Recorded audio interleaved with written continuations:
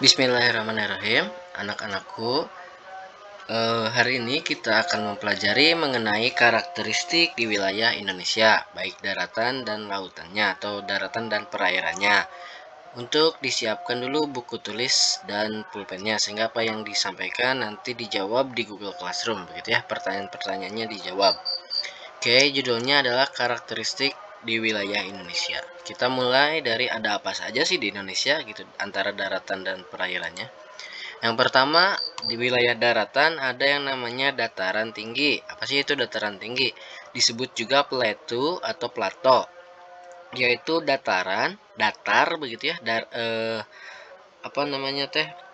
daratan, tetapi dia datar dan luas. Nah, itu disebut dataran. Terletak pada ketinggian 300 sampai 600 meter di atas permukaan laut. Dataran tinggi berada di daerah pegunungan atau dikelilingi oleh bukit-bukit sehingga udaranya sangat dingin dan segar. Dataran tinggi terbentuk hasil erosi dan sedimentasi, yaitu sebuah tempat yang datar tetapi di tempat yang tinggi itu disebut dataran tinggi, seperti Pangalengan, Ciwidey, kemudian Dieng dan sebagainya. Kemudian ada yang disebut dataran rendah. Ini juga sama, pola tanah yang datar begitu dan luas, tetapi ketinggiannya kurang dari 200 meter. Maka biasanya dipakai untuk penanam sebagai sawah, menanam padi begitu ya, ke pantai dan sebagainya, itu namanya dataran rendah. Oke, lanjut. Kemudian di wilayah perairan, nah, ada yang dinamakan dengan danau atau di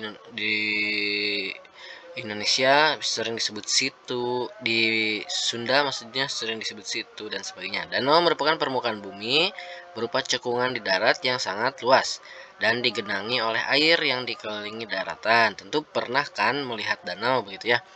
Danau terbentuk berasal dari letusan gunung api, disebut danau vulkanik. Sedangkan danau yang terbentuk disebabkan pergeseran muka bumi disebut danau tektonik.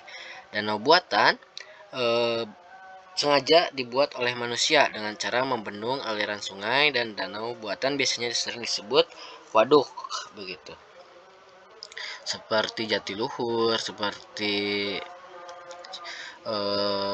Saguling, itu adalah danau buatan, waduk ya. Oke, kemudian perairan ada yang dinamakan dengan sungai.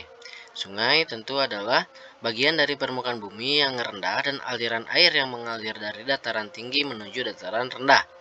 Nah, akhirnya atau muaranya ada di laut. Sungai pada bagian awal berukuran kecil di daerah pegunungan, sedangkan yang mengalir ke tempat yang lebih rendah akhirnya bermuara di danau atau laut. Semakin dekat ke arah laut maka semakin lebar sungai itu, dan alirannya semakin pelan. Pun ada yang disebut dengan laut. Laut merupakan bagian permukaan bumi yang luas, digenangi air yang dalam dan paling rendah. Laut menghubungkan antar pulau yang satu dengan pulau lainnya. Wilayah Indonesia sekitar 2/3-nya merupakan lautan. Namun kondisinya kurang terjaga sehingga mudah mendatangkan ancaman sengketa batas wilayah dengan negara tetangga.